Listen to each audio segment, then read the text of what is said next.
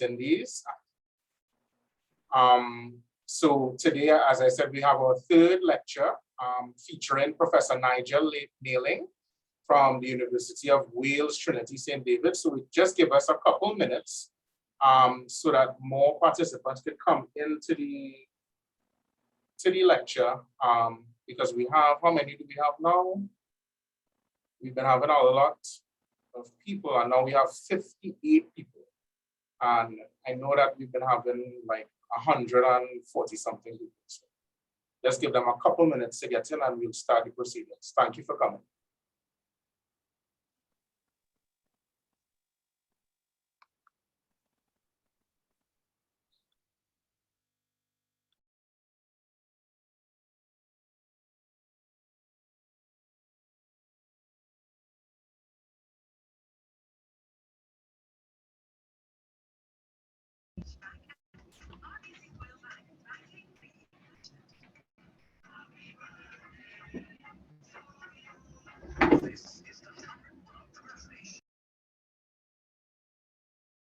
Mr. Leacock, you're on mute. I see you're on mute.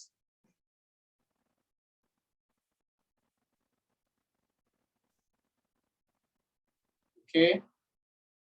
All right. I think he's.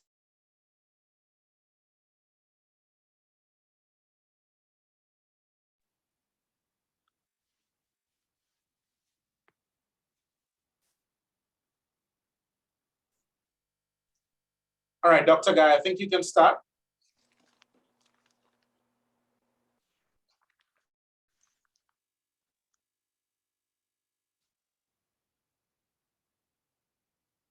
Good morning and good afternoon to our audience in the Netherlands.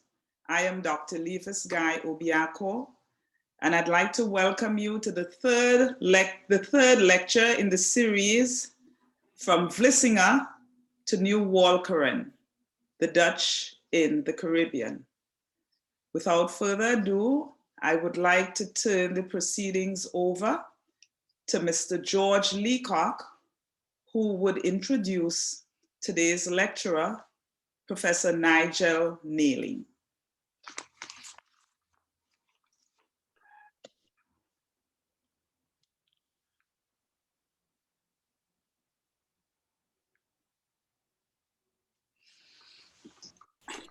A very good morning to all and thank you and welcome to you coming from Tobago. I'm really proud to be coming to you from number 3 Picton Street, Uptown Scarborough in Tobago at Radio Tambrin, the local radio station that along with my wife Carol, we operate. And I also want to tell you that Radio Tambrin operates out of a building that was a part of the original complex of Fort King George in Scarborough, it being a military officer's quarters. Converting it to a radio station because it has walls that are 18-inch thick, worked out very much in our favor. And we also have in the yard an original brick oven that was built for that purpose. More than that, over the last few years of my father's life, he operated on the same property, the Scarborough Heritage Parlor, a parlor that we are focused now on having restarted, which displays a tremendous number of artifacts that he had collected across his lifetime on Tobago, physical documents as well as other kinds of artifacts. My job this morning is to introduce Professor Nigel Nayling. Professor Nigel Nayling, who holds the chair in archaeology at the University of Wales, Trinity St. David, and is an elected fellow of the Society of Antiquaries and a full member of the Chartered Institute for Archaeologists. Over an archaeological career spanning almost 50 years, he has developed from a land-based archaeologist through wetland archaeology on rural and urban sites such as the historic Port of London to intertidal and underwater archaeology of submerged landscapes and shipwrecks. He has developed the specialism of the application of Dendrochronology, 3-ring dating to the study of wooden shipwrecks through the sampling and analysis of shipwrecks dating from the Roman to the early modern period from Europe and the Americas. Nigel's lecture will focus on explaining the use of dendrochronology as a specialist tool in nautical archaeology, including case studies of recent analysis of Dutch ships from the early modern era. It is so, without further ado, Professor Nigel Nayling. No, there's 10 of them. Thank you, George, very much for that kind introduction. And thank you to Levis and George and to the National Trust for the invitation to speak today. Okay, I'm going to do a little bit of technology here, and hopefully Ashley will help me so that I can share my screen.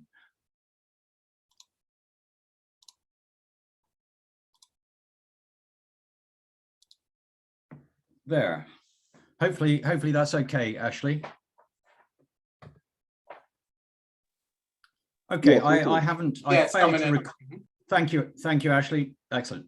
Okay, well, thank you very much, and I will try in the next approximately 40 minutes to, as George explained, to talk a little bit about how we use dendrochronology or tree ring dating as a technique to understand and identify the origins and dates of shipwrecks, with particular reference to Dutch material.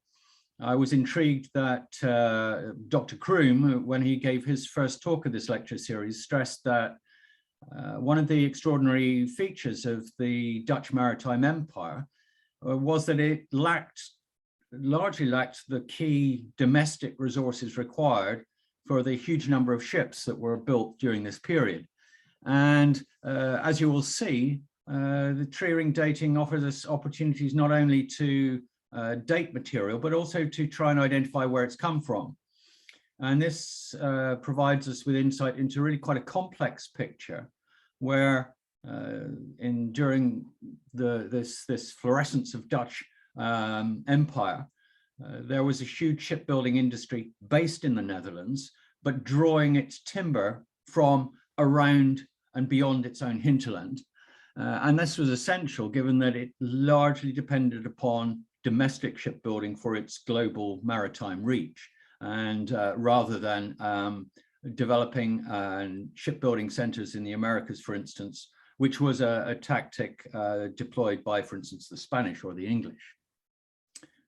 So what I'd like to do in this lecture is to briefly outline some of the fundamentals, principles of dendrochronology, and then move on to look at a number of examples. One, to quite quickly explain what one might expect in a good outcome, and then to look at a couple of case studies which are recent, ongoing, or just published, which show us how we've been able to understand that timber trade and selection in Dutch shipbuilding as a particular part of what is more widely applied now to almost all shipwrecks, certainly of European origin, although indeed American-built vessels are now being dated by dendrochronology as well.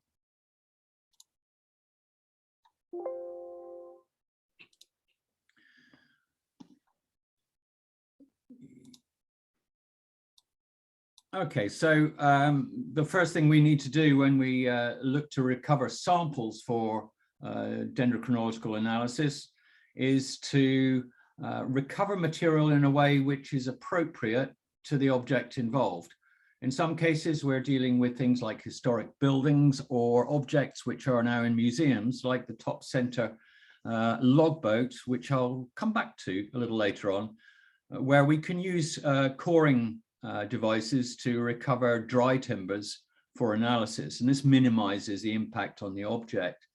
We can also take slices, as you can see in the lower central slide. Here I'm taking a slice from a 16th century domestic vessel in Wales, which indeed was after the return of the samples was reassembled and placed on display. So there isn't necessarily a conflict between what we do and the display of objects. We can use increment cores. Bottom left, you can see me using an increment core, which are designed really for taking samples from living trees. In this case, taking samples from a waterlogged timber, which we really didn't want to cut into two pieces, from the Newport medieval ship, a Spanish ship dating to the 15th century. But most usually, we recover cross-sectional slices of timbers for analysis. And we can do that using hand saws, bottom right, underwater or on dry land, and also use chainsaws. This might sound rather brutal, but it's a very effective way of taking samples of what is very often quite hard material. And it's always a question of discussion between archaeologists, conservators, and the dendrochronologists to come to an appropriate sampling strategy. What sort of questions are we seeking to address? Well, we're very keen, as all archaeologists, to understand the date of the ships that we are studying. And through dendrochronology, what we can do is to potentially very precisely date the trees, the date of the felling of the trees used in the construction of the ship. There may be a time lag between the felling of the tree and its use in the ship.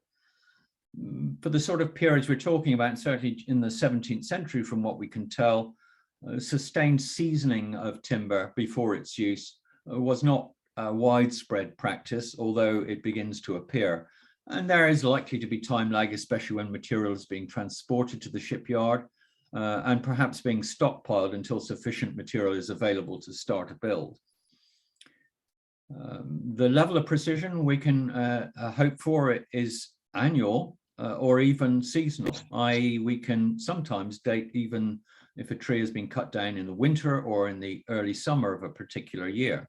This is a level of precision which we can probably not really achieve by any other means at the moment, although there are advances in radiocarbon dating. The other very attractive feature, especially with that mobile object par excellence, the ship, is to identify the geographical location or region from which the trees came.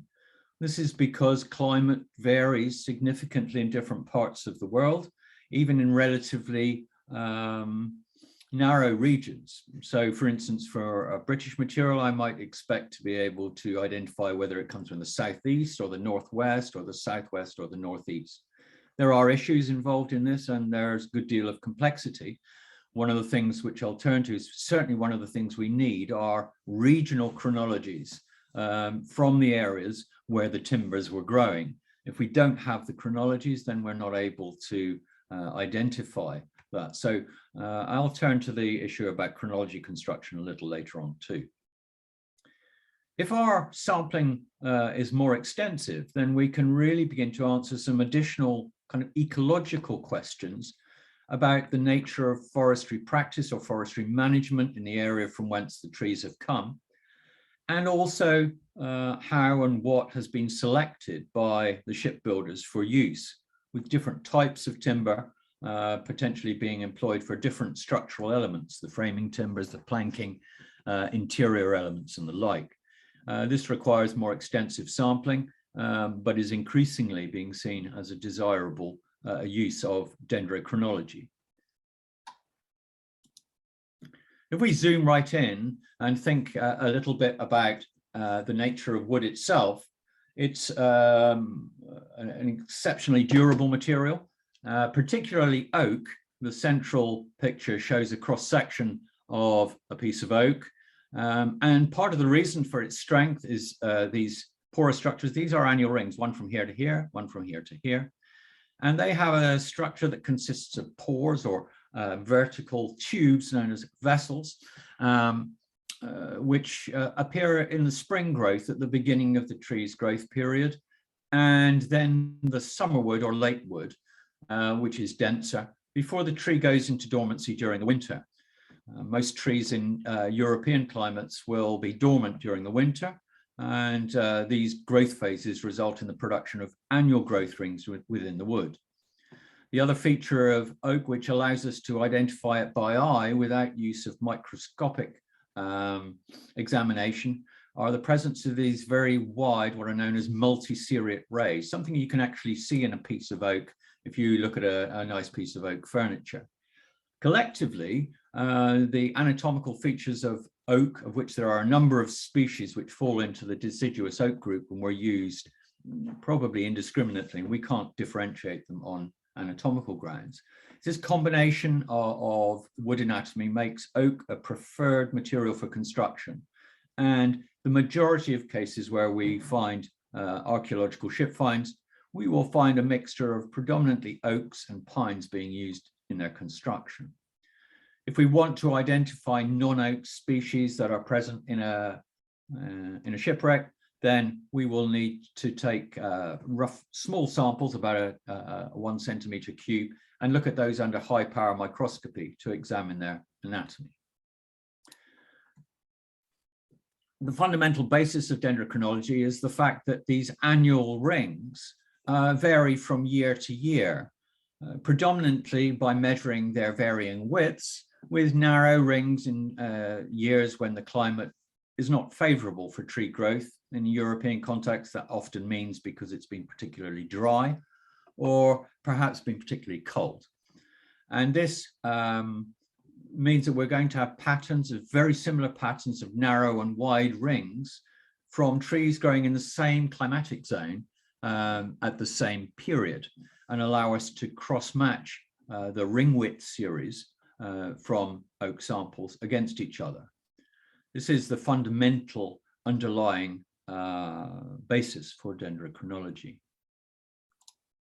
How do we undertake that measurement? Well, we'll take our samples, whether they're slices or cores, and if they're dry, we'll sand them until we can see the ring sequence very clearly, as in the top right picture here. Or if they're wet, we'll cut them with razor blades or similar, so that we can clearly see each successive ring and measure them very precisely on a piece of equipment that we can see in the left here, that we've set up temporary labs in many places, including in Tobago. And what we see here is a measuring stage which moves the sample underneath a stereo microscope with a crosshair and is attached to a linear encoder, which allows us at the click of a mouse button to measure each successive ring to a very precise nearest 1/100th of a millimeter. And this data is then collected, thankfully, by computer software. And it's that computer software which will take that ring width sequence and compare it against chronologies that we already have. This is a screenshot from a piece of software called Dendro for Windows.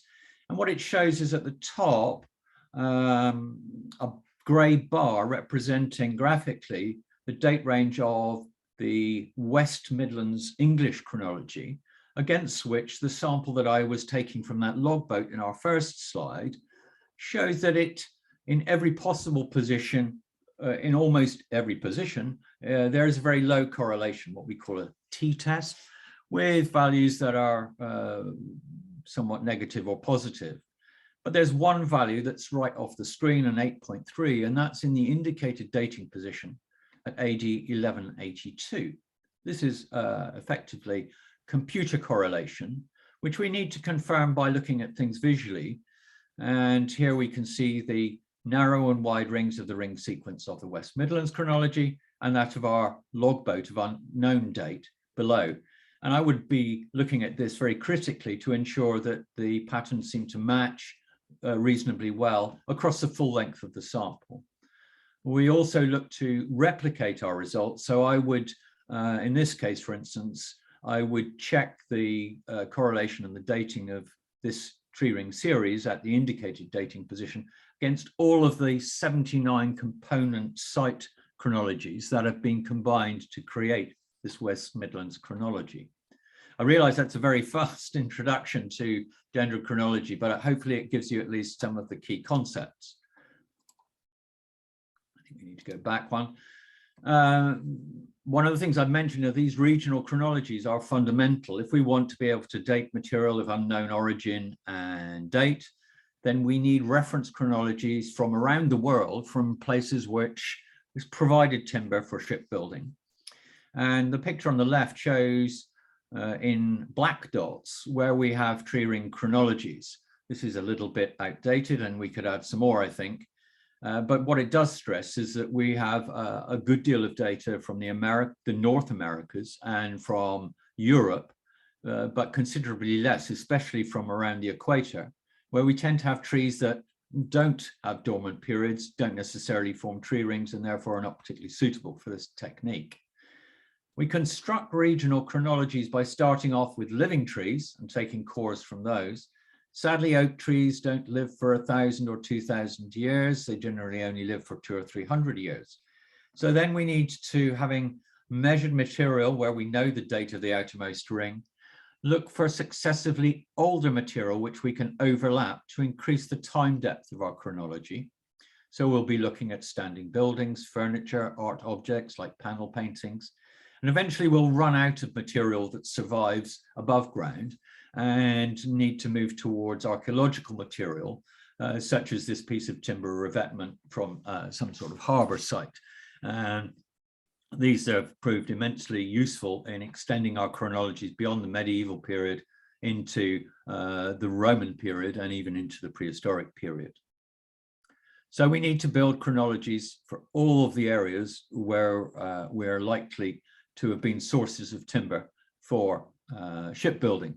And you can see some little gaps. We are working now on trying to fill in this gap for Spain, but that's going to be a major task. But there are a great number of chronologies, particularly from the areas around Amsterdam, which were drawn upon for timber during the early modern era.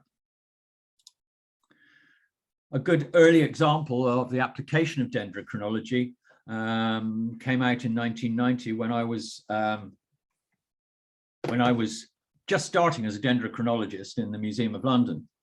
And it's the dating and provenance of one of the famous Skuld or Roskilde ships from Denmark, Viking ships, which were found in a group and which were all thought to be from Scandinavia.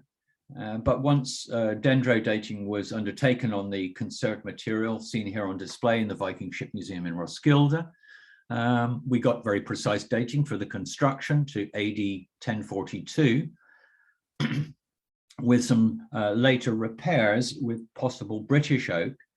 And the dating wasn't necessarily a surprise, but the fact that it was seemed to have been constructed from Irish timber and therefore likely to have been actually built in Dublin was a surprise and was not discerned by looking at the building tradition of the material during recording. And it's perhaps unsurprising given that there was a Viking town settlement in Dublin at this time. Ollie Crumlin Pedersen, the archaeologist involved in this project, perhaps we could say speculated that this ship was used to transport the family of the late King Harald Hardrada, who died at during the Norman conquest in 1066, and that his family were transported, we know, to Denmark. I think that's somewhat speculative, and that goes beyond what we can say through archaeological science. In recent years, a good deal of work by many of my colleagues, including Aoife Daly and Christoph Hanneke and Marta Dominguez-Delmas, have helped us to refine our ability to identify locales from which timber is coming, by identifying places with higher correlations than others. And this requires us to have access to a wide range of data, and for us as dendrochronologists to work closely together and collaborate and cooperate. Clearly, we need to do this at least a European scale, if not at a global scale. And as I mentioned before, we can now, and are increasingly doing so, moving beyond purely dating and provenance to look carefully at different structural elements within shipwrecks and identify what species they're from, but also try and understand something about their growth characteristics and the way in which the timber has been converted, and any evidence such as pruning, the trimming off of side branches, as we can see on an example of an elm board here from the Newport ship, which tell us about contemporary forest management. And these are all additionals above and beyond that dating and provenance. I'd like to turn now to a quick example, both because it's a particularly, I think, one that worked particularly well, and also this was probably what encouraged Croom to invite me to become a member of the team for the Rockley Bay Research project thereafter. This was, I think, in 2012, and I was invited to Bermuda in the last season of excavations when they had the full surviving hull of this suspected English ship, which was known from historical sources to have sunk in Bermuda during a hurricane. It had been destined to go to the Virginian English settlement in Jamestown and had supplies for them, but was pushed onto a low cliff reef and was investigated over a number of years. Here you can see me set up in a temporary lab, diving, taking samples with a handsaw, and of course, as always, being photographed doing so. Here are some cross sections of the samples that we took. One of the things that favors the use of slices rather than cores underwater, if we look at those top two slides, we can see the ravages of teredo shipworm, which have eaten their way through almost all of the wood in those cases. But as I think you can see in that somewhat closer up picture, the ring structure is still there, and we can work our way around these if we have to. These show samples of framing, which were particularly were sampled in locations where we had at least partial sapwood, the outermost rings of the tree, but ideally, as in this bottom right one, where we have what we call the bark edge. The bark has been stripped away, but this last ring will be the ring that formed in the year when the tree was cut down. So that's that potential for very precise dating. And we also took samples from internal stringers and ceiling planks where those seemed to be suitable. Some had full sapwood and bark edge as well. And over a period of, I think something like 10 days, we took numerous samples and then analyzed them. And this is what we call a bar diagram. And each bar represents, as a graphical representation of the time span of each individual ring sequence. These have all dated absolutely. They dated very well against each other and then dated very well against British sequences. So yes, it confirms this is a British vessel, and with some very precise dating where those samples had retained their original bark edge. So we can say that the trees for this ship were cut down somewhere in Britain. I can't be any more precise than that. During the winter of 1616, or even in the early summer between, say, May and July of 1617. The ship sank in 1619, so it was certainly a relatively or very new vessel when it sank. And this information was something which we could not have gained, as far as we can tell, from historical sources, although it does give the opportunity for parallel historical studies to try and chase down more information about the wreck. There's certainly only a couple of years that are really worth looking at. So from, say, 1615 onwards, we might begin to get information about someone building a ship. So that's was a very useful result. What I'd like to do now is to turn to my involvement in the Rockley Bay Research project, where Croom kindly invited me to come and be involved, both as a full member of the diving team, as a general diving archaeologist, but also specifically in order to recover tree ring samples from any of the wrecks which might become discovered and excavated during the project. And I'd particularly like to highlight here TRB 1 and 2 and TRB 5, which we believe is the Dutch flagship of the 1677 fleet. And the first site that I was involved in working on was TRB1, which had previously been investigated. We managed to take very few samples. This is deeply buried in mud and in very poor visibility in the middle of the bay. And so very well preserved, but rather difficult to examine when the visibility is so poor. We took limited number of samples and all of them were oak, but we haven't managed to get any dating from that very limited number of samples. And this is a lesson that, as you will have seen before, we look to take quite a considerable number of samples from sites, not one or two, but preferably something in the region of 10, 20, or even more. Here we can see TRB2, which is a site location where a 17th century cannon lay on, perversely on top of 19th century bricks. And we think there's been a lot of, shall we say, disturbance, some of it caused by passing watercraft and other by human action. And this does present another challenge for us because although on occasion we encounter pieces of timber, they really have, when they're detached or disarticulated from a coherent shipwreck site, frankly, they're not ideal material for us to work on from a dendrochronological point of view.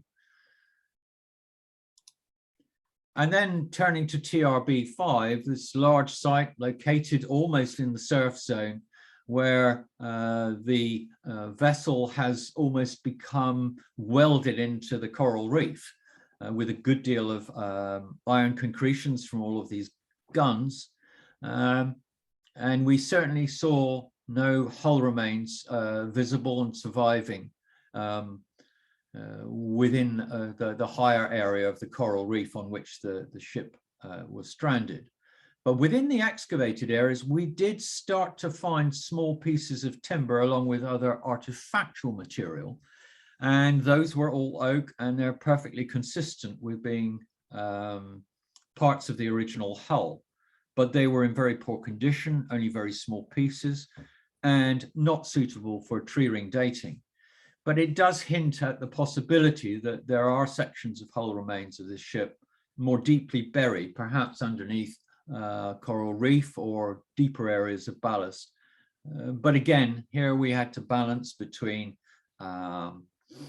the integrity of the site and getting our levels of understanding. So possibly it's one for the future. And we know that there are many other sites in Tobago and in Trinidad, indeed, where we could apply these techniques to get an improved understanding of some sites, even sites which have been identified through historical studies, such as Apodaka's wreck in Trinidad. So I'm afraid not very positive results, not for the want of trying, but really a reflection of the fact that most of the sites that we have found, we have either not really excavated them extensively, exposing substantial hull remains, and as a result, not really being able to recover the quality and number of samples that we would really like. You can come to see, as many archaeologists have discovered, dendrochronologists are very fussy people indeed. Okay, I'd like to turn to a couple of current examples of Dutch vessels that either myself or my colleagues have been working on to show you what can be achieved. And I'd like to start with the Swash Channel wreck, which is one of the relatively limited number of wrecks protected by law here in the United Kingdom. It sits on the approaches to Poole Harbour in Dorset on the south coast of England, right on the edge of a navigation channel and close to an extensive sandbar called Hook Sand, which has been a graveyard for ships for centuries.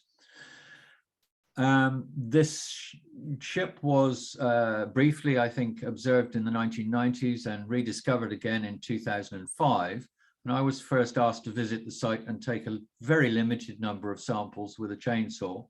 And one of those samples proved to date to after 1575, and matched against both German and Dutch chronologies. So this suggested to us we had an early modern vessel, which might well be a Dutch vessel. And subsequent to that, Bournemouth University carried out extensive excavations, exposing a substantial part of the port side here in the stern, the rudder with a beautifully decorated headpiece, and parts of the lower and higher starboard side towards the bow. So a very large area exposed. In 2009, I took samples in a number of locations around the edges, particularly from framing where sapwood survived. And this shows the sampling program. The samples in the 100s were taken in 2009. There's more diving during excavations. And we also took further samples, these ones that are in the thousands, from a part of the wreck which was dismantled and recovered and has been subject to post-excavation studies and analysis, and is now completing conservation. It will go on display in due course. This shows me enjoying myself underwater with a rather different kind of diving setup to what I'd usually expect in the Caribbean, and dry suits and bell jackets and a big hard hat. By law, we're not allowed to use a chainsaw underwater without one of those on. So this requires what can we say, an expanded skill set, and certainly this is not the kind of neutrally buoyant diver that you might generally expect, or lots of heavy gear and lots of large tools and equipment. But this can be a very effective way of recovering substantial numbers of samples on the seabed. Also a good deal colder, I have to say, than the Caribbean. These are the interim results. I'm still working on the final report for Historic England. And what they show is a group of timbers which date against a variety of chronologies, some of them from northern Germany and some of them from the Baltic. From the Baltic Sea, we know there was extensive trade in Baltic timber for construction, for shipbuilding, and even for the production of the kind of fine oak panels that were used in panel paintings during this period. But it seems the majority of the material has come from northern Germany. And this is characteristic of Dutch vessels, where we see material being imported into these shipyards. The date's very precise. We've got material that's been felled in the spring and the winter of 1628. So we've got precise dating, and we've got some provenance, all suggesting this is a Dutch-built vessel. And this information was passed to the historical team associated with this site, who were then able to zone in very specifically on this period and found references in the records of the Poole Harbour Admiralty Court, which talk about a particular vessel belonging to a Fleming, a Dutch person, known as the Fame of Horn. And further research suggests that this vessel ran aground in the spring or late winter of 1631. It was probably purely in ballast, and was either a Dutch West Indiaman or a private vessel, possibly involved in the salt trade, something I would love to know more about, where it appears that salt was being imported from the Caribbean into the Netherlands. And the Dutch West India Company was very much involved in that trade. So here you can see a kind of virtuous circle with the marriage of archaeology, dendrochronology, and history, leading to a probable identification for the site, which seems consistent with everything that's known about the study of the ship's structure. The second case study I'd like to look at is that of the Batavia. The Batavia was an early Dutch East Indiaman, i.e. was built to engage in the Asiatic trade, and it was built between, I think, 1625 to 1626-7, and wrecked in 1628. It was destined for Jakarta, formerly known as Batavia, but accidentally ran into the western edge of Australia and was excavated in the late 20th century and has been conserved and is on display in the Museum of Western Australia, Maritime Museum of Western Australia, where this section of the ship that survived, which comprises really a part of the stern and the transom, is on display and has been on display for many years. Given what was known about it historically, one would say, well, why would you want to undertake a dendrochronological study? And this is Aoife Daly, Domingos Delmas, Marta, and Wendy, who's based in Australia. And the questions I wanted to ask were really more about these questions of provenance. What sort of timber was being used and where was it coming from? Most of the samples came from coring this object on display, but there were also some slices from when the ship was recovered, which were also studied. And we can see on the right-hand side here a bar diagram showing the individual dated samples. The red line shows us, Batavia was built 1626 to 28, wreck 1629. So my apologies, I've got my dating a little wrong. What we can see is that the ship, if it's the right ship, it ought to have, we shouldn't have any of our tree ring series passing this point, and indeed none do. We didn't have bark edge on any of these samples, so all we can say is that the trees must have been cut down some time after that. This vessel, it would appear that the Dutch, the people building this for the Dutch East India Company were very thorough and removed all the outermost rings and bark and sapwood, which are subject to rot. But this has constrained the precision of the dating. But this really wasn't the primary objective. The primary objective was to try and study where did this timber come from and which bits of timber from which sources were used in different parts of the vessel. Here we can see that a lot of the planks, the ceiling planks, the inner hull and outer hull, this is a double, what we call a double Dutch construction with 2 layers of thick planking and then afterwards additional sacrificial planking on the outside. But most of the main planking comes from a single group colored here in green, another group in blue, and we see these green ones, they're coming from the Baltic, they're coming from the Eastern Baltic. We'll see that a little more on a couple of maps in a minute. And then we've got material involved in the framing. These are the curved pieces forming the ribs or the floors and futtocks. And these are coming from predominantly different parts of Lower Saxony. And then we have more planking and a gun port lid, which are a group which seem to be very focused around the city of Lubeck, and one oddity, which appears to have come from eastern Sweden. So we have timber coming from different places, certainly, to construct this. And here are the maps that Aoife Daly and her colleagues produced, showing the highest T values for different groups of material. So our Baltic group seems to be coming from very much from the eastern extreme of the Baltic.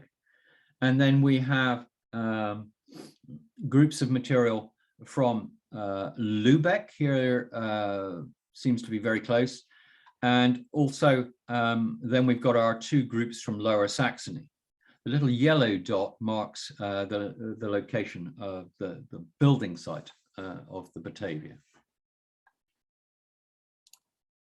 And here we can see, going back to the material, the actual shipwreck itself, or the surviving element, where we can look at the inner and then outer hull planks. Below the waterline, it appears that it's predominantly made out of this Baltic material, but then we have this material coming from other sources being used later on. And we do have, I think, some historical information which tells us that the shipbuilder, very late in the build, did have to go and buy additional timber. They ran out of timber for planking. So this may reflect that a second phase of timber supply to the shipbuilding yard. And we can see, particularly here, when we look at the framing timbers inside, but the majority of these are coming from Lower Saxony. The transportation of curved framing timbers is always problematic, and it seems to make sense if this material is going to be coming from locations relatively close to the shipbuilding yard, as close as possible. Whereas planking or balks of timber from the Baltic, we know, particularly by looking at historical sources like the Sands records, we know that this material was transported in specialized vessels and could be stacked very efficiently.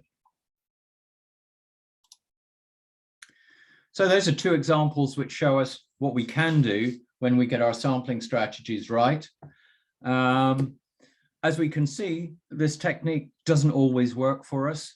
There are some challenges where purely ring width dating is unsuccessful. And we are now looking at other ways that we can approach that using developments in techniques. Certainly, we haven't finished the job of constructing regional chronologies, and we need to do more of that, particularly in any locations where there is a lack of data, but we know where areas that supplied shipbuilding timber. And this is a project that's ongoing in the Iberian Peninsula, for instance, and certainly this is something that we will need to do more of in other parts of the world, which became shipbuilding centers during the early modern era in the Americas and in Asia. In addition to looking at regional chronologies, we can also apply a scary combination of radiocarbon dating, dendrochronology, and Bayesian statistics in order to work with material that isn't dating purely on ring widths alone. And here's an example of what I expect is a Spanish vessel that sank in Angra Bay in the Azores. And we couldn't date it on ring widths alone, but we took samples where these pins are located and then wiggle match dated them. So we got individual radiocarbon dates from rings with a known separation between them, and then subjected them to some terrifyingly complex statistical analysis, the end of which is that probably Angra Bay ship was built from trees cut down somewhere between 1600 and 1620. Not the same level of precision that we would hope to get from pure ring width dendrochronology, but nonetheless, it's a reasonable level of precision and certainly would allow those parallel historical studies to be pursued. So this is one approach, an expensive one, admittedly, but it's certainly one that we need to apply more of to those sites where the ring widths really don't seem to be working for us. And then there are a couple of developments that we've been working on using stable isotopes. One of them are the strontium isotope ratios that we see in the timber within resulting from the take-up of strontium from the soil. And therefore, we can geolocate some material on the basis of its strontium isotope ratios. However, we have recent work by Aoife Daly in her timber project funded by the European Union. I sadly have come to the realization that very often waterlogged timbers, and particularly material in the sea, like shipwrecks, are during the process of degradation, the stable isotope ratios become highly variable and increasingly like that of salt water. And so I think we're going to struggle to pursue that. It will, however, prove very useful in refining some of the complex pictures of trade and exchange when we're looking at, for instance, timbers from standing historic buildings, which are in much better condition. We have had some significant recent success with stable oxygen isotopes, and colleagues such as Neil Loader at Swansea University have been collaborating with Rod Bale and myself in Lampeter to look at and see how effectively we can date marine finds, particularly ships and port structures that are either intertidally exposed or located now underwater, to see if we can use this technique. But we need to have oxygen isotope regional chronologies to make this work. So we may well be looking to construct more of these in different parts of the world as well.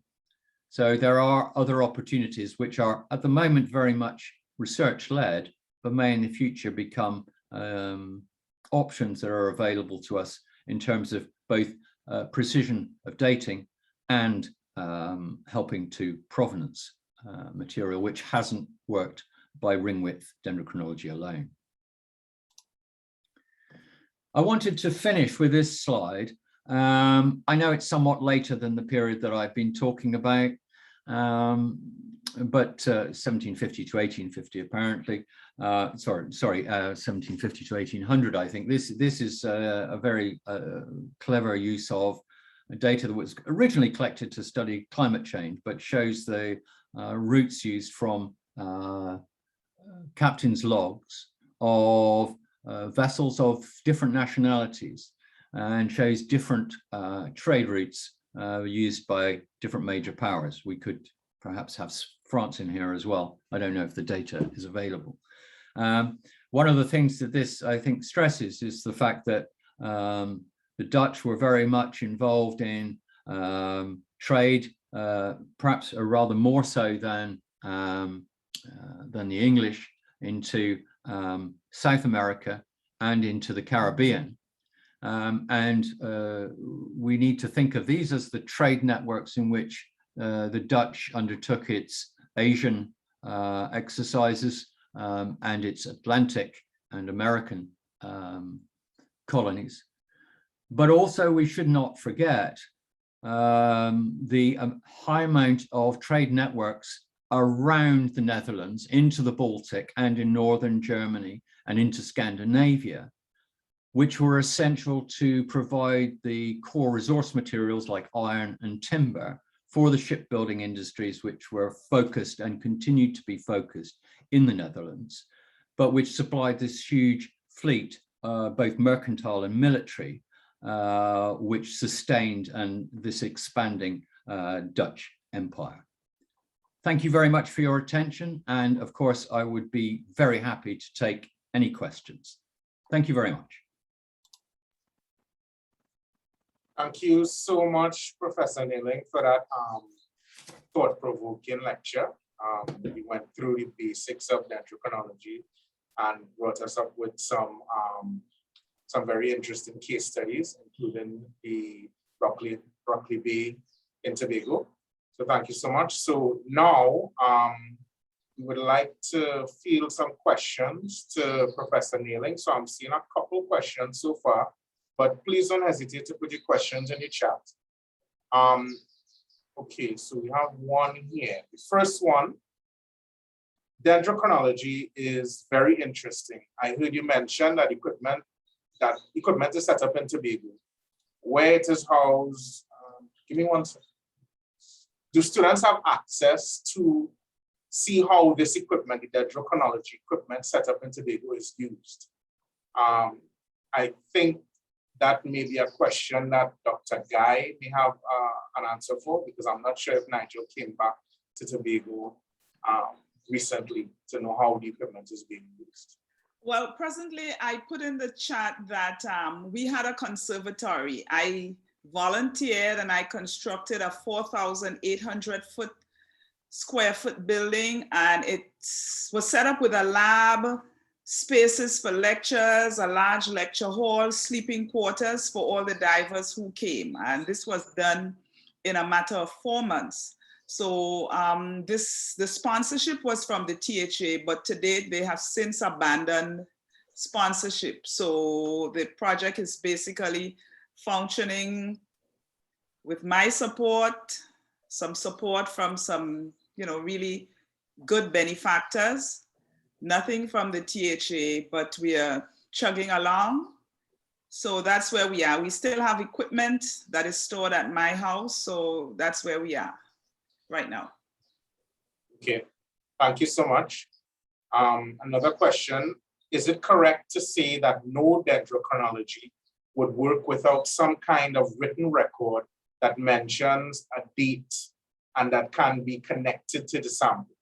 So we're looking at probably contextualizing the samples that you find during your research. That's a very good question. And the answer is we don't need any connection to the history. It's really usually it's the other way around. We've constructed our chronologies by starting with samples from living trees where we know the date of the last ring because it's today. So we've then built our chronologies backwards in time from there. So for instance, in Britain, in Ireland, we have long chronologies which run from the present day to 5,400 BC. And that's a continuous series which have been dated against each other to create these long chronologies. So no, we don't need any a priori historical evidence. What we have is long chronologies where we know their absolute dates and we date unknown material against the known material. This is one of the great advantages that the dendrochronology is completely independent of historical information, at least in its purest form. And if anything, it's once we produce absolute dates from the dendrochronology, it provides a focus for our historians to be able to go and look into archives and find information, because we can work at very precise levels. And that's immensely important in this early modern period when there are quite significant archival resources available. But sometimes they're so vast, unless we can really pinpoint a particular period in time, it can be almost impossible to go searching for every possible identification for a shipwreck.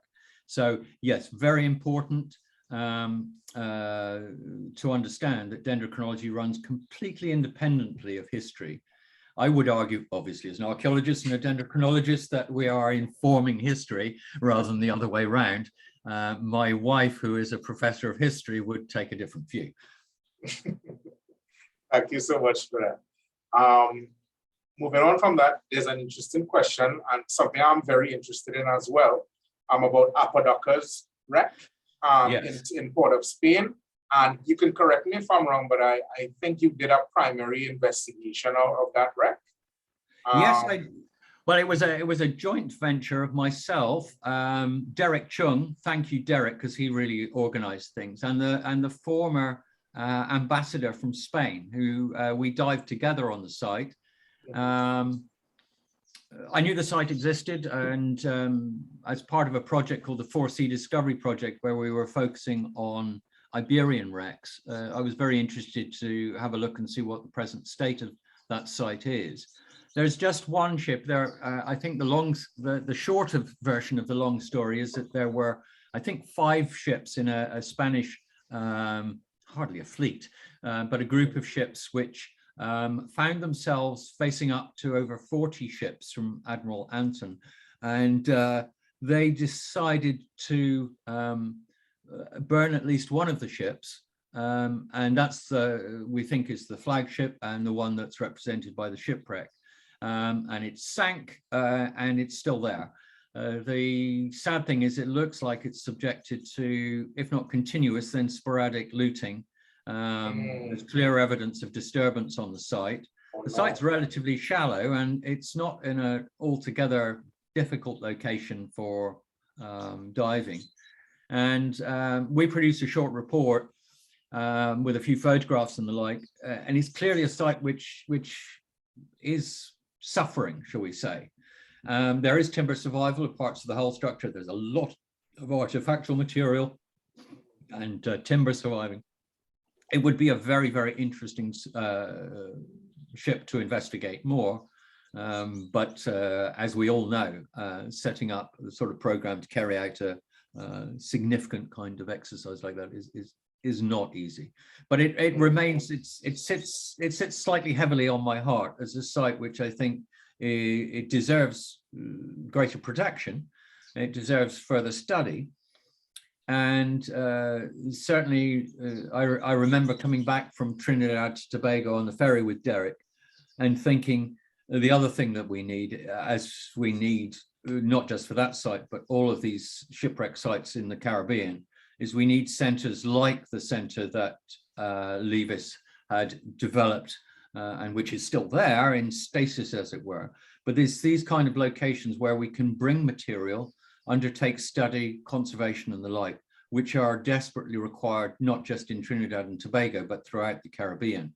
and would be absolutely essential if there was going to be any kind of sustained program of works on the Apodaca side, or any other site where we've got major survival of organic remains in particular. I think it's a site on my list, and we haven't taken any timber samples from it. It would certainly merit that, and it would be very interesting given historical research we've been doing in Spain about timber supply during that period around, between 1750 and 1800, to learn more about the nature of the timber employed in its construction.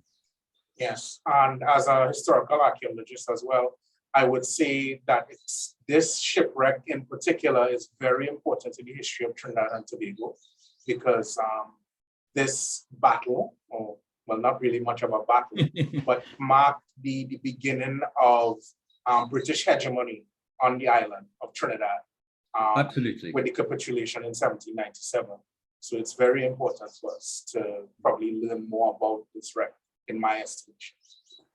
Okay. I can only agree with you, Ashley. I would never disagree with you. But I also concur. I mean, there's a small display of some objects from the site that are in the museum, but it really doesn't fully represent the importance of that site. As you say, it's almost an icon of that moment of transfer of power, which that whole story is a fascinating story in itself.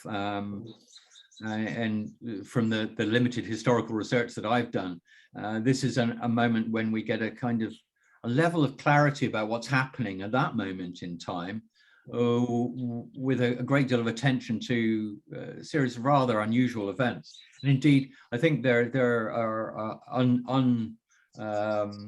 or should we say understudied archival resources also in Spain, because Apodaca returned to Spain in under something of a cloud. Shall we say that his latter years were not ones of great success. It was a rather sad story. Frankly, I don't know. My view is I'm not sure that there's much else he could have done. They were very under-resourced.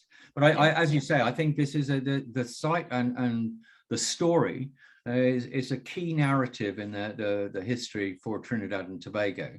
And so that, I think, does increase the site because of its key association with this key historical moment. Yeah, definitely. Okay, moving on, somebody's interested in actually getting into dendrochronology. So they're asking, what are the qualifications needed to enter this field? So maybe you can expand on dendrochronology in that way. Okay, that's a good question. I get asked that one quite a lot. Many of my students say, when can I become a dendrochronologist? And what can I say? I'm not aware of any formal degree programs or the like. Normally what happens is a good old medieval, or should we say old-fashioned thing. You become a dendrochronologist by working with a master dendrochronologist. Like in a medieval guild, you become the apprentice, and after a few years, then you end up getting driven mad by your mentor, or the other way around, and you go your own way. And the first question a dendrochronologist asks of another dendrochronologist is, who did you study under? They then understand the kind of lineage of which kind of school of dendrochronology you come from. So if you're interested in learning more about dendrochronology, then what you need to do is harass a dendrochronologist into persuading them that they need an apprentice. And it's true, I have to say, that not just myself, but many of my colleagues seem to be getting older and older, and we are perpetually need to find new keen students to become the next generation of researchers and dendrochronologists. The majority of dendrochronologists are not involved in history at all, really. Many of them are involved in ecology, or they're involved in climate reconstruction. An awful lot of the climate data that we have that's informing our understanding of climate change has come from tree ring research. And it's only a minority of us who are involved in historical studies. But there's a fair number of us nonetheless, and there is a need for us to find more. One of the things I would think from a Trinidad and Tobago point of view is that there would be an opportunity, I think, if we thought about this carefully, of combining interest, for instance, in forest forestry and forest management and the understanding and informed management of the forest reserves in Tobago, which are some of the oldest in the world, and how we might use dendrochronology not just for archaeological or historical studies in the Caribbean, but also for ecological purposes. There are a lot of challenges. Many of your trees that are growing in Tobago are not very well behaved and don't put on annual rings like our European trees. But there have been advances and more work being done with tropical trees. So I think maybe there's an opportunity here to perhaps to collaborate with university colleagues who are involved more in the forestry side of things, because a dendro lab could be used by a number of different people for different reasons. But yes, if you personally want to get involved in learning about dendrochronology, the first thing to do, obviously as a professor, I would say this, is read. And the second thing is find yourself a mentor. Okay, and there's a second part of that question. Has there been a find that has been particularly frustrating to date for you in your experience from a project that you've been on in the past? Okay, that's a very good question, and I have straight away got one which is a story and a half, I guess. Way back in next year will be the 20th anniversary of our discovery of a very large, over 20-meter long section of an ocean-going medieval vessel, which on other evidence we knew dated to the 15th century. This is the Newport medieval ship, which was found in South Wales during a development. And it took me 8 years to date the site. And the reason it took me 8 years to date it is that I had a chronology fairly quickly because we took lots of samples, but we didn't have a regional chronology for the area from whence it came. And it was only once a colleague of mine called Josue Susparegui in the Basque Country in northern Spain had developed a chronology that went far enough back in time into the 15th and 14th century that we could then prove that the timbers from the Newport ship were dating against these timbers from the Basque Country. It's now clear on the basis of that the ship was built sometime around 1450, and that it was built from timber that was coming from the mountainous hinterland of the Basque Country. So built somewhere like Pasaya, or one of these many ports that were involved in shipbuilding, we know from historical sources right through the medieval period and the post-medieval and into the modern period. But it took 8 years of collaboration and work to get there. And I think what that highlights is that when we get these things to work, we are standing on the shoulders of giants. It's the work undertaken by dendrochronologists in particular areas where we know that timber was used for shipbuilding that we need in order to have the reference chronologies. So there's a lot of work to be done. Spain's quite a big place, and we haven't even mentioned Portugal. So there are some significant challenges there. So yes, sometimes these things can have almost instant results. In other cases, it can be very hard work. And as you've seen, for instance, the Swash Channel site, the first sample I took off that site was in 2005, and it's almost 20 years later that we're going to try and finalize the reporting for that and insert that into the monograph, which is hopefully going to get published next year. So an awful lot of these sites, major excavation sites of shipwrecks, are almost generational in the time taken to both fully analyze them and to publish them. Okay, thank you so much. There's another interesting question here about terrestrial sample that I think you took as well. George Leacock asks about the silk cotton tree. I think it's Gangansera in Tobago, and if you have a story on that. Okay, I ended up spending a good deal of time. The last time I was in Tobago, I think it was the last time. Levis has a better memory than I do, and I ended up on your early morning television show for ages because we started off talking about Rockley Bay and whatever, and then things turned to the silk cotton tree. And indeed, I have visited the silk cotton tree. I believe this is, I don't know if this tree has a particular name, but this is one where the road goes around the silk cotton tree. I think it's probably one of, if not the largest, certainly one of the largest on the island. my background is I come from Cornwall originally. I had a very superstitious Cornish grandmother, and she always told me not to mess with things. If local people told you not to mess with something, don't mess with it. And while we could, in theory, accord this tree, it was huge. I mean, it's so huge. I don't know that I would get to the center of it. And equally, given the stories I've been told about that silk cotton tree's history, I think that I might be stirring up more trouble than I could cope with by sticking a corer into it. So I suggest we wait until the very sad day, which I hope will not be for many decades or centuries to come, when that tree blows over. And this is actually one of the ways that we tend to study trees which are particularly precious, shall we say, or problematic because of their strong cultural associations, is that we sadly, when we get major storms or hurricanes, we often get large numbers of trees blown down. And whilst that can be seen as an awful shame, actually for dendrochronologists, it's an opportunity. So I'm not wishing this upon anybody, but if any trees get blown over in Tobago, then perhaps we can take a slice out the bottom, close to the bottom, and we can learn from that. Actually, I think I'm not quite certain, my memory defeats me, but I'm not quite certain. I think it actually blew over one of the silk cotton trees. I know there are a couple Really that have stories attached to them. I don't know if a Tobagonian could probably shed some light on this, maybe Dr. Guy. Can't recall. Dr. Guy? Yeah. Yes, I'm here. What I'm thinking of, maybe Mr. Leacock. I think there's one of the trees that fell. One of the trees, the silk cotton trees, a large silk cotton tree fell, and I think it was really, people were very cautious, but one of the trees fell. That's the last I heard. So Nigel, I think you really, also very cautious, being someone who is not from Tobago. Yes, somebody just put on the chat, yes, one fell last December 2020. Yes, I remember that one fell. Okay.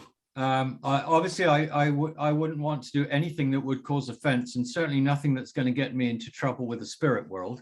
I have enough hassles in the physical world without bringing myself additional troubles. So I wouldn't want to do anything to offend, obviously. But on the other hand, there are quite a number of these very mature silk cotton trees around. There's some in the botanical gardens as well. I think some very impressive ones. And it would be fascinating to learn a little bit more about how old these trees survived to. So perhaps that's something that I don't know what's happened to that tree. Maybe it's sitting exactly where it fell and no one's going to touch it. But if it's going to be moved or burnt, then we ought to try and get a sample from that. Perhaps something that we could keep in the botanical gardens as a part of the exhibitions there. Very interesting. Okay, moving on. I'm going to read this question here because it's a long one. So, given that there was no seasonal stress to produce the growth rings, is there any alternative way of assessing the dendrochronology of equatorial trees? This can be useful, I think, in mapping the first people's watercraft and timber, which may have been taken from the dendro resources of our isles in the Southern Caribbean and South America when the Europeans visited our country. How valuable is the taxonomy of these resources at this time? This is a fascinating question. Thank you, Celia. That's a really interesting question. There isn't a simple answer to this. Yes, this is very interesting. This is something that we really ought to try and do something, really trying to look to earlier pre-contact populations that were present throughout the Caribbean and into South and Central America, who were, we know, very well connected and who were very much a maritime network of their own. What I don't know at the moment, but I would be very interested to learn more, is about the extent to which we have any archaeological survivals of what should we call them, canoes, logboats, or the like. Whether we're able to deal with them as dendrochronological objects is another question. And as Celia quite rightly mentions, we do have issues here. The trees that are growing in the majority of the trees that are growing in the Caribbean region are likely to be tropical trees with either no annual rings at all or not clearly defined annual rings. But as I mentioned, we have had some developments there, and people are wrestling with and working with equatorial trees in the hope of us being able to learn more about their histories and ecologies, and particularly applying isotopic techniques. And so I think there are some opportunities there, but they're still in that kind of experimental mode. I think there's definitely value, and forgive me, perhaps someone has already done this, but in reviewing what the direct archaeological evidence for, should we say, pre-European contact watercraft, and trying to catalogue where either fragments of these survive. I have heard informally that some of these do survive, but I haven't attempted to trawl. But I think it would be fascinating to do so. And clearly that's something which we know something about the vast maritime networks that existed along the Pacific coast of America with, for instance, a huge distribution of spondylus, this red marine shell that was distributed from Central America all the way down into Chile. And as far as we can see, these transportations were possibly predominantly be done using balsa rafts of the kind that we see in 17th century depictions of these kinds of craft on the Pacific coast, or reed rafts or the like. So there are a number of major maritime networks, pre-European contact in South America and Central America and the Caribbean, which are the subject of considerable archaeological study. But I think the watercraft themselves, it would be wonderful to review what we actually know and where material exists, and then perhaps a considered scientific analysis of those would be a fantastic project. I know for a fact that there have been some discoveries of a couple canoes. We're not sure how old they are, but recently this year, I think there were a couple canoes discovered in Tobago, on the shoreline in Tobago. So it might be interesting to see how old those canoes are actually. That would be fascinating. And yeah. even if, they are built from an equatorial tree, which they probably are, then, using radiocarbon dating, we can at least begin to bracket things into, perhaps not as precisely as we can with dendrochronology. But that first instance, as you say, often if these finds are sort of being washing out of eroding cliffs or found on beaches after major storms, these kinds of sites, sometimes they don't really come with any useful associated artifactual material that can provide us with a suggestion of dating. And indeed, in some cases, with some culture groups, even if we had some associated ceramics, they might not be particularly helpful in providing precise dating. So my first port of call would be to examine these things as watercraft, but also to undertake scientific dating in the first instance by radiocarbon dating, and then think about what other kind of scientific analysis we could undertake.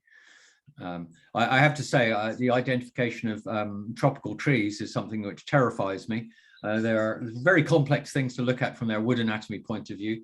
And in my case, usually if I'm faced with that, and we do have imported tropical trees used in port facilities and the like, and I've even come across shipwrecks where most of the ship was made out of African ebony, which you can hardly take a slice off with a razor blade, they're so hard still.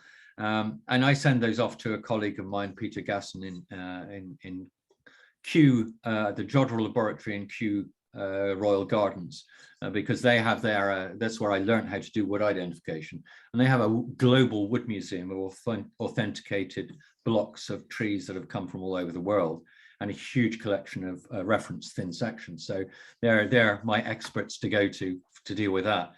But certainly this is something that we ought to be doing if we're getting these, and certainly if you're getting these turning up more than one or two every year or so, then that's a significant group of material, and certainly would be worthy of study. All right, thank you so much for a final question, because we're running out of time right now. This is interesting. Someone is asking about the other materials other than timber that can be found in a shipwreck.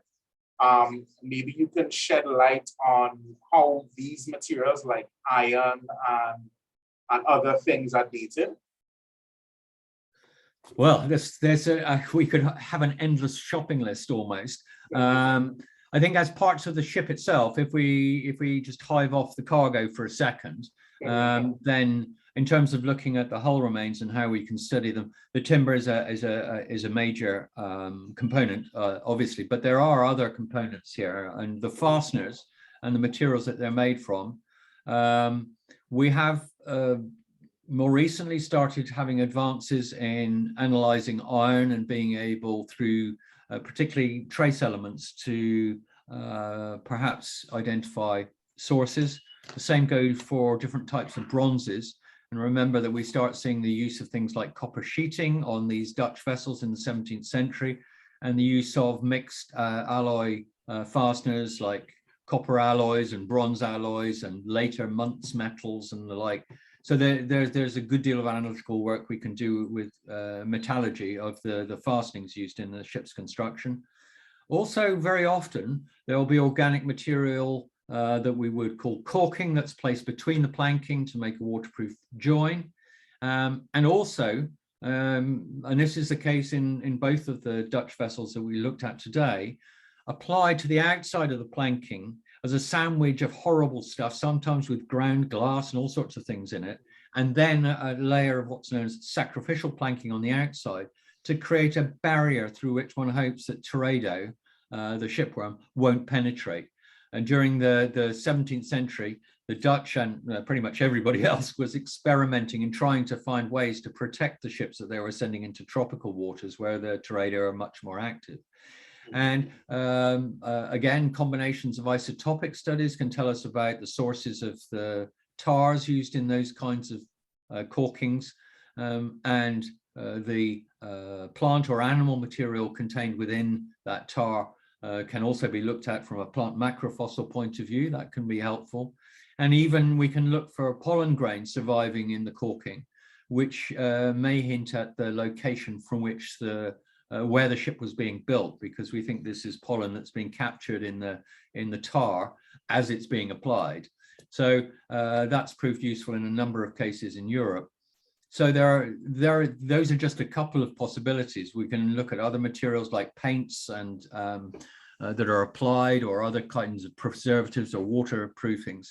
And we haven't even got to the kind of sludges we find in the bottom of ships, which can provide fantastic information about life on board, diet, the kind of organic cargoes that you might have had on board.